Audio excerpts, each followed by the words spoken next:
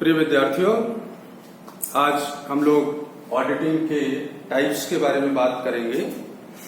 कितने तरह की ऑडिट होती है। पिछले लेक्चर में आप देख चुके हैं कि ऑडिट किसी भी संस्था के लिए नेसेसिटी है, लग्जरी नहीं है।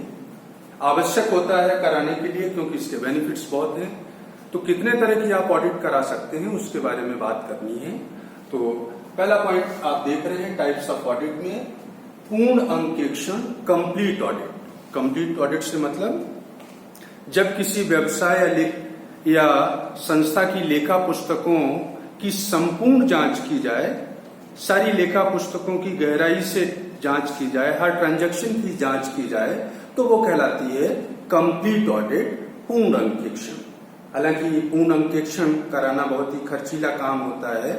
इसके लिए आपको परमानेंट एम्प्लॉय अपॉइंट करने होते हैं, उनपे बहुत अधिक खर्चा आता है और उसकी आवश्यकता भी नहीं होती है इतनी गहराई से जांच करने के लिए। इसलिए व्यवहार में कंप्लीट ऑडिट की जो कराने का प्रचलन है वो कम ही देखा जाता है। दूसरा तरीका होता है आंशिक अंकेक्षण, पार्शियल ऑडिट। पार्शियल से मतलब या तो हम कार्य के आधार पर कुछ कार्यों का ऑडिट कराएं या समय के आधार पर ऑडिट कराएं। मींस कार्यों में आप डिवाइड कर सकते हैं कि कैश बुक से संबंधित जो ट्रांजैक्शन है सिर्फ उन्हीं का ही ऑडिट कराना है। मींस जिनमें कैश इन्वॉल्व है उनकी ही ऑडिट करनी है, तो वो कहलाएगा कार्य के आधार पर आंशिक अंकेक्षण। अगर समय के आधार पर आप आंशिक अंकेक्षण कराना चाहते हैं, जैसे आप अंतिम 3 महीने के क्रियाकलापों का, व्यावसायिक व्यवहारों का ऑडिट कराएं या बीच के 6 महीनों का कराएं, मीन्स समय को टुकड़ों में बांट के पूरी अवधि को न लेकर किसी पार्ट को लेकर फिर उसकी आप ऑडिट कराते हैं, तो वो कहलाती है आंशिक अंकेक्षण या पार्शियल ऑडिट। तीसरा तरीका होता है हमारा कंटिन्यूअस ऑडिट, चालू अंकेक्षण। चालू अंकेक्षण से मतलब अंकेक्षक वर्ष के दौरान अपने स्टाफ के साथ निश्चित या अनिश्चित समयांतर पर आएगा और जिस दिन आएगा उस दिन तक के ट्रांजैक्शंस की जांच करके वापस चला जाएगा। नेक्स्ट टाइम फिर वही प्रोसेस रिपीट होगा। जिस दिन आएगा उस दिन तक की लेखा पुस्तकों, बहियों की जांच करेगा और जांच करने के बाद चला जाएगा। मीन्स इस तरह का जो अंकेक्षण होता है इसमें लेखा पुस्तकें और अंकेक्षण का काम लगभग समान रूप से साथ साथ चलता है, क्योंकि अंकेक्षक को वर्ष के दौरान बहुत बार विजिट करना होता है। लेकिन चालू अंकेक्षण के कुछ फायदे और नुकसान भी हैं। चालू अंकेक्षण के लाभ में आप देख रहे हैं कि एक विस्तृत और गहरी जांच हो जाती है, क्योंकि अंकेक्षक स्टाफ के साथ जब भी आपके ऑफिस में आएगा तो चूंकि काम कम होगा उस समय, तो हर ट्रांजैक्शन को गहराई से जांचेगा, तो गलती या गबन होने की संभावना कम रहेगी और अगर कोई होती है तो उसको शीघ्र पकड़ा भी जा सकता है। तो खातों की विस्तृत और गहरी जांच पहला इसका बेनिफिट है। दूसरा, जैसा कि मैं आपको बता रहा हूं कि अशुद्धियां और गबन शीघ्र प्रकट हो जाएंगे, क्योंकि बार बार अंकेक्षक आएगा तो जब भी वो अंकेक्षण का कार्य करेगा तो जो भी गलती या गबन किए गए हैं उनको जांच के दौरान तुरंत ही पकड़ लिया जाएगा। वर्ष के अंत तक का इंतजार नहीं करना पड़ता है जैसा कि पीरियोडिकल ऑडिट में होता है।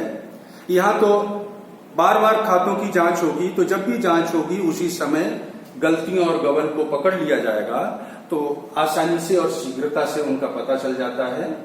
साथ ही कर्मचारियों पर नैतिक प्रभाव रहता है। नैतिक प्रभाव से मतलब मॉरल प्रेशर। जब उनको पता है कि मैं जो काम कर रहा हूं उसकी जांच करने के लिए कोई स्वतंत्र व्यक्ति आने वाला है, महीने 15 दिन के अंदर वो आकर के हमारे खातों की जांच करेगा, तो वो लोग अधिक सजग और होशियार होकर के काम करेंगे। ऐसी स्थिति में गलती और गबन कम होंगे, क्योंकि कर्मचारी मॉरल प्रेशर में होंगे अपना कार्य ईमानदारी और कुशलता के साथ पूरा कर रहे होंगे। नेक्स्ट है कि अंतिम खाते शीघ्र तैयार हो जाते हैं। जैसा कि मैं आपको बता चुका हूं, चालू अंकेक्षण में लेखों को लिखना और उनकी ऑडिट करने का काम लगभग साथ साथ चलता है। तो जैसे ही आपका फाइनेंशियल ईयर क्लोज होगा तो पूर्व की अवधि के तो खातों की ऑलरेडी जांच हो ही चुकी होती है, लास्ट के कुछ महीने या कुछ ट्रांजैक्शंस की जांच करनी होती है, साथ ही जो पर्सनल अकाउंट होते हैं उनकी जांच वर्ष के अंत में की जाती है, तो वो कुछ जांच बकाया होगी। कुल मिलाकर के स्थिति ये है कि फाइनल अकाउंट आप शीघ्र तैयार कर सकते हैं, क्योंकि अंकेक्षक के पास अंकेक्षण का जो कार्य होगा वो लिमिटेड होगा, कम होगा, इसलिए अंतिम खाते शीघ्र तैयार हो जाएंगे। और शीघ्र तैयार होने से क्या होगा कि अंकेक्षक आपको बहुमूल्य सलाह आपके व्यापार के संबंध में दे सकेगा और उस सलाह के आधार पर आप फ्यूचर की प्लानिंग कर सकते हैं, भावी योजनाएं बना सकते हैं। क्योंकि आप जानते हैं जब अंकेक्षक वर्ष के दौरान कई बार विजिट करेगा, कर्मचारियों से मिलेगा, खातों की जांच करेगा, तो व्यापार की बारीकियों से वो परिचित हो जाएगा और परिचित होने के बाद वो इस स्थिति में होगा कि व्यापार की कार्यकुशलता, उत्पादकता किस तरह से बढ़ाई जाए, उसके बारे में मालिकों को वो बहुमूल्य सलाह दे सकता है और उसकी सलाह पर अमल करते हुए वो लोग अपनी फ्यूचर की प्लानिंग कर सकते हैं, भविष्य की योजनाएं बना सकते हैं। चालू अंकेक्षण अपनाने से कुछ हानियां भी होती हैं। पहला, जैसा आप देख रहे हैं, जांचे हुए हिसाब किताब में अंक परिवर्तन का भय रहता है, नंबर्स चेंज करने का, क्योंकि चालू अंकेक्षण की विशेषता है कि अंकेक्षक जब भी आएगा उस दिन तक के हिसाब किताब की जांच करके चला जाएगा। नेक्स्ट टाइम आएगा तो जहां पर उसने पिछली बार काम छोड़ा था वहीं से अपना काम आगे स्टार्ट करेगा।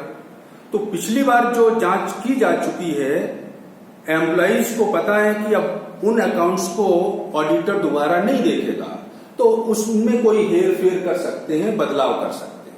लेकिन इसके लिए अंकेक्षक से अपेक्षा की जाती है कि जांच किए हुए हिसाब किताब में अगर कोई कटिंग वो स्वयं करता है तो उसको काट के अलग लिख दे या रेड पेन से मार्क कर दे या कोई स्पेशल साइन लगा दे या फिर सिग्नेचर कर दे, ताकि अंकेक्षक ने जो स्पेसिफिक मार्क्स किए हैं उन मार्क्स के अलावा और कोई अगर परिवर्तन करता है तो वो सिग्नेचर या कटिंग इन चीजों से परिचित नहीं होगा, उसको आभास नहीं होगा। तो इस तरह की अगर कोई एक्टिविटी होती है तो अंकेक्षक उसको आसानी से पकड़ सकेगा। साथ ही दैनिक कार्य में बाधा, क्योंकि इसकी विशेषता है कि अंकेक्षक बार बार ही आएगा, बार बार आएगा तो उसको खातों की जांच के लिए खाते भी चाहिए, स्टाफ की हेल्प भी चाहिए होती है। तो एम्प्लॉय जो अपना रूटीन का काम कर रहे होते हैं उसमें व्यवधान पैदा होता है, उनका कंसंट्रेशन भंग होता है, तो कर्मचारियों पर प्रेशर रहता है कि अंकेक्षक आ रहा है, जांच करेगा, तो मॉरली वो प्रेशर में होते हैं, इसलिए उनके कार्य में बाधा भी उत्पन्न होती है, फ्रीली अपना काम नहीं कर पाते। साथ ही चालू अंकेक्षण है वो एक खर्चीली पद्धति है, क्योंकि अंकेक्षक को साल के दौरान कई बार अपने स्टाफ के साथ विजिट करना होता है। बार बार विजिट करेगा तो फीस भी ज्यादा लेगा। तो सामान्यतया जो बड़ी संस्थाएं हैं वहीं पर कंटिन्यूअस ऑडिट को अपनाया जाता है। छोटी संस्थाएं या व्यापारिक उद्योग इसको अफोर्ड नहीं कर सकते हैं, क्योंकि अंकेक्षक को दी जाने वाली फीस और उसका पारिश्रमिक होता है वो बहुत ज्यादा होता है। तो एक खर्चीली पद्धति है जो बड़ी संस्थाओं या कंपनियों के लिए ही उपयुक्त मानी जाती है। नैतिक प्रभाव में कमी, ये इसका एक ड्रॉबैक है।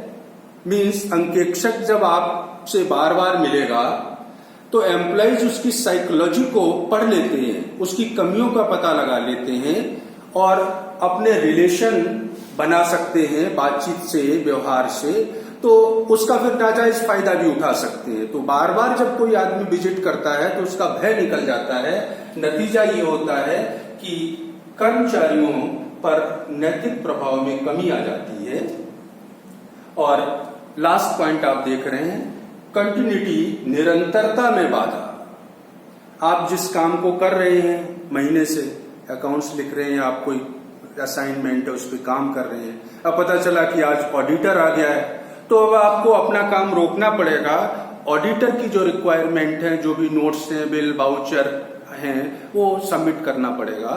तो ऐसी स्थिति में आपका जो दैनिक कार्यक्रम है, कंटिन्यूटी है, उसमें भी व्यवधान होता है।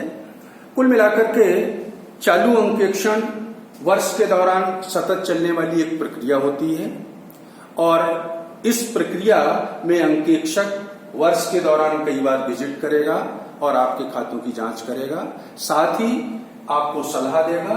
लेकिन इसके कुछ ड्रॉबैक्स भी हैं जो अगर अंकेक्षक सजग है तो उनसे पार पाई जा सकती है, वो बहुत ज्यादा मैटर नहीं करते हैं। और चालू अंकेक्षण जो है वो बड़ी व्यापारिक संस्थाओं के लिए ही उपयोगी माना जाता है। क्योंकि खर्चीली पद्धति है तो छोटी संस्थाएं इसको अफोर्ड नहीं कर सकती। तो 3 पॉइंट हो गए हैं।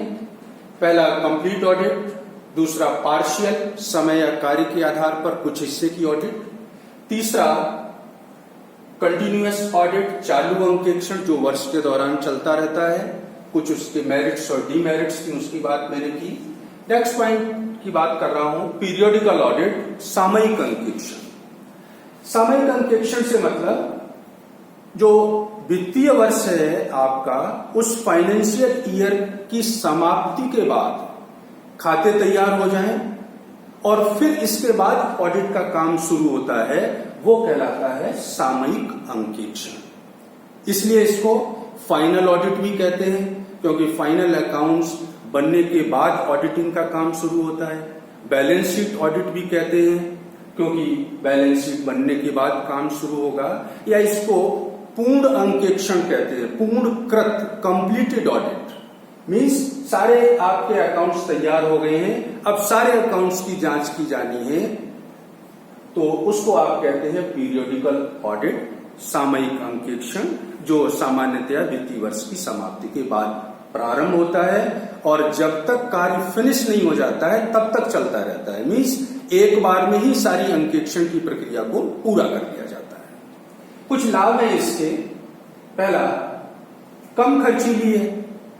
चूंकि पिछले चालू अंकेक्षण में आपने देखा कि अंकेक्षक बार बार विजिट करेगा तो पैसा ज्यादा देना पड़ेगा। यहां खाते आपके तैयार हो गए और इसके बाद अंकेक्षक आता है अपने स्टाफ के साथ, एक बार में ही सारा काम पूरा करके जाता है, तो उसको फीस भी कम देनी पड़ती है, इसलिए ये कम खर्चीली पद्धति मानी जाती है। साथ ही कर्मचारियों के कार्य में किसी भी तरह की बाधा नहीं होती है, क्योंकि फाइनेंशियल ईयर क्लोज हो गया, अकाउंट्स आपके बन गए हैं, ऑडिटर्स को पिछले साल से संबंधित लेखा वहियां, पुस्तकें, बिल, वाउचर्स आप संभला देंगे और वो उनके आधार पर अपने कार्य को अंजाम देगा। स्टाफ का बहुत ज्यादा इन्वॉल्वमेंट नहीं होता है, क्योंकि वो पिछले साल की एक्टिविटीज को जांच रहा है, तो वर्तमान में क्या हो रहा है, कर्मचारी अप्रभावित रहते हैं, उन पर कोई प्रेशर नहीं होता है।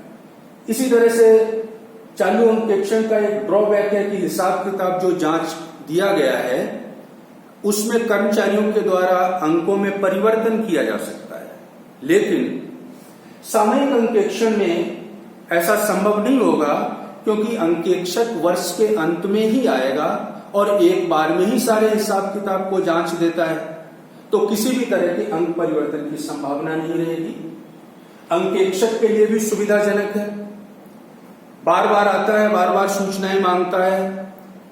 कुछ डिमेरिट्स भी हैं, अंक परिवर्तन हो सकता है या कर्मचारियों पर मोरल प्रभाव में कमी आ सकती है, लेकिन यहाँ पर चूंकि अंकेक्षक वर्ष के अंत में एक ही बार आता है और एक बार में ही सारा काम निपटा देता है, तो हम उनके लिए भी सुविधाजनक माना जाता है। और साथ ही एक इसका लाभ है कि ऑडिट रिपोर्ट जांचने के बाद अंकेक्षक आपको कम समय में दे देता है, क्योंकि जब भी वो आएगा अपने कार्य को फिनिश करके जल्दी से जल्दी फिनिश करेगा, जो भी नॉर्म्स हैं अकाउंटिंग के उनके अकॉर्डिंग और फिर आपको रिपोर्ट देगा। तो रिपोर्ट के आधार पर फिर आप अपनी भावी योजनाएं शीघ्र बना सकते हैं। और भी आपको कहीं अपने ऑडिटेड अकाउंट सबमिट करने हैं, चाहे बैंक हो, इंश्योरेंस कंपनी हो, तो कम समय में कार्य पूर्ण हो जाएगा, जिसका बेनिफिट बिजनेसमैन या संस्थाएं अपने हिसाब से उठाती हैं। कुछ हानियां भी हैं। विस्तृत एवं गहरी जांच नहीं हो पाती है। चालू अंकेक्षण में एक विशेषता थी कि वहां पर अंकेक्षक जब आता है तो जांचने का जो दायरा होता है वो सीमित होता है, कम काम होता है तो डीपली आप उसकी गहराई से जांच करते हैं। लेकिन सामयिक अंकेक्षण में वर्ष के अंत में आता है तो पूरे साल के हिसाब किताब को जांचना होता है। तो बहुत सारे लाखों ट्रांजैक्शंस होते हैं, सारे ट्रांजैक्शंस की जांच करना संभव नहीं होता है। तो सामान्यतया टेस्ट चेकिंग होती है। परीक्षण के आधार पर आपने 10 एंट्री या वाउचर उठा लिए और अगर वो सही पाए गए तो हम ये एज्यूम कर लेते हैं, मान लेते हैं कि बाकी के ट्रांजैक्शन भी सही होंगे, क्योंकि हर ट्रांजैक्शन की जांच करना संभव नहीं होता है, क्योंकि साल के जितने भी ट्रांजैक्शन है उनकी संख्या बहुत ज्यादा होती है। दूसरा, चालू अंकेक्षण का एक बेनिफिट था कि अशुद्धियां और गबन आपको तुरंत या जल्दी पता चल जाते हैं। यहां क्या होगा, ईयर एंड होगा, इसके बाद ऑडिट होगी, फिर पता चलेगा कि किस आदमी ने गलती की थी या गबन किया है। गबन मैं आपको बता चुका हूं, रोकड़ का गबन हो सकता है, माल का हो सकता है, सुविधाओं का गबन हो सकता है। तो जितने भी तरह के फ्रॉड्स हैं तो उन सभी के बारे में आपको सूचना देर से मिलती है। देर से मिलने से आपका नुकसान हो चुका होता है। भावी योजनाओं में विलंब, चूंकि ईयर एंड होगा, इसके बाद ऑडिट होगी, फिर आपको रिपोर्ट मिलेगी और फिर आप अपनी फ्यूचर प्लानिंग करेंगे। अगर वर्ष के दौरान सतत रूप से ऑडिट होती रहती है तो आप अवगत रहते हैं कि हमारी फाइनेंशियल पोजीशन क्या है, प्रॉफिटेबिलिटी क्या है, उसके आधार पर फ्यूचर के लिए आप प्लानिंग कर सकते हैं। लेकिन पीरियडिकल ऑडिट में आप ऑडिटेड अकाउंट्स की रिपोर्ट जब तक नहीं आती है तब तक आपको पता ही नहीं होता है कि हमारी फाइनेंशियल पोजीशन क्या है, लिक्विडिटी क्या है या हमारी प्रॉफिटेबिलिटी क्या है। उसके बारे में चूंकि आइडिया नहीं होता है तो फिर आप उसके बारे में अपनी प्लानिंग भी नहीं कर पाते।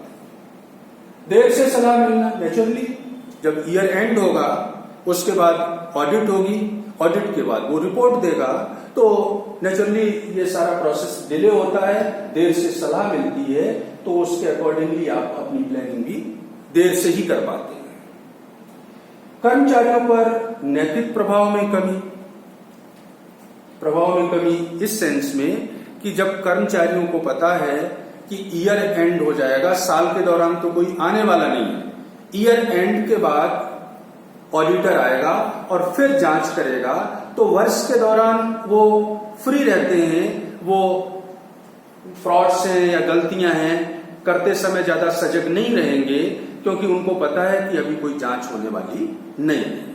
तो कुल मिलाकर के 4 पॉइंट्स मैंने आज आपसे डिस्कस किए हैं। अंकेक्षण 4 प्रकार का कौन कौन सा, कंप्लीट ऑडिट, आंशिक अंकेक्षण, चालू अंकेक्षण, उसके लाभ और हानियां क्या है, और पीरियोडिकल ऑडिट जो सामान्यतया अपनाया जाता है, सामयिक अंकेक्षण, उसके लाभ और हानियां क्या है, इसके बारे में बात की है। ऑडिट के कुछ और भी प्रकार हैं, एफिशिएंसी ऑडिट होता है, इसी तरह से एक इंटरिम ऑडिट होता है, तो उसके बारे में प्रोप्राइटरी ऑडिट है, उसके बारे में मैं आपसे नेक्स्ट वीडियो में बात करूंगा। तो आज के लिए इतना ही, थैंक यू।